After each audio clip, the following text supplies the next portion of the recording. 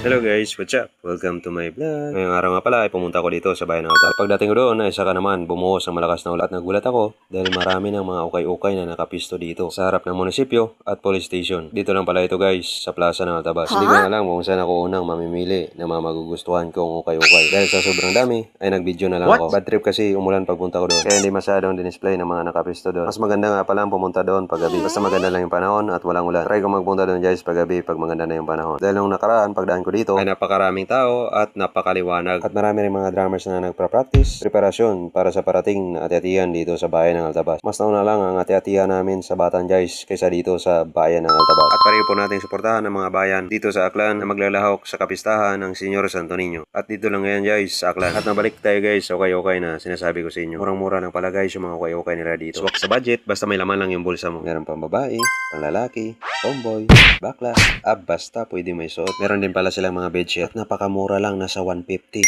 Bagong-bago. Kaya ano pang hinihintay nyo guys? Arat na. Meron din pala silang mga jacket na tig 100 lang yung isa. Talaga mauubos yung laman ng bulsa mo guys. Kung mahilig kayo sa mga ganitong klaseng jacket. Meron din pala silang mga assorted na mga sapatos na tig 100 din yung isang pares. At marami pa talaga mga bago. Pag magustuhan mo, ay sa inyo na. Basta bayaran mo lang. At yung mga nakasabit naman ng mga pang basketball o pang pormahan ay nasa mga 250 to 400 lang po. O diba, mura lang. Sandya pa. Urig pa. At para naman sa mga babae, mahilig sa sandals, ay meron din sila dito. Hindi pa halos napipili dahil bago pa ng bukas. Nakashield pa kanina sa sako yan, guys.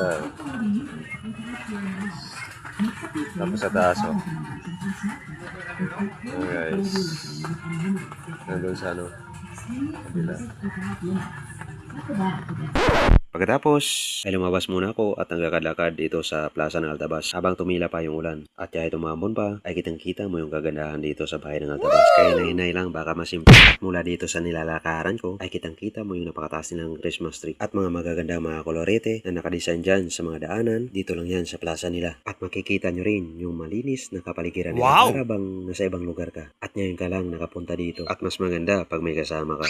Hindi boring. Yun lang. At ito na pala yung nasa labas ng okay guys. Binalutan na nila ng mga trapal para hindi mabasa. Sayang naman pag mabasa, baka hindi mabili at mabinta. At yun ang muna. Peace.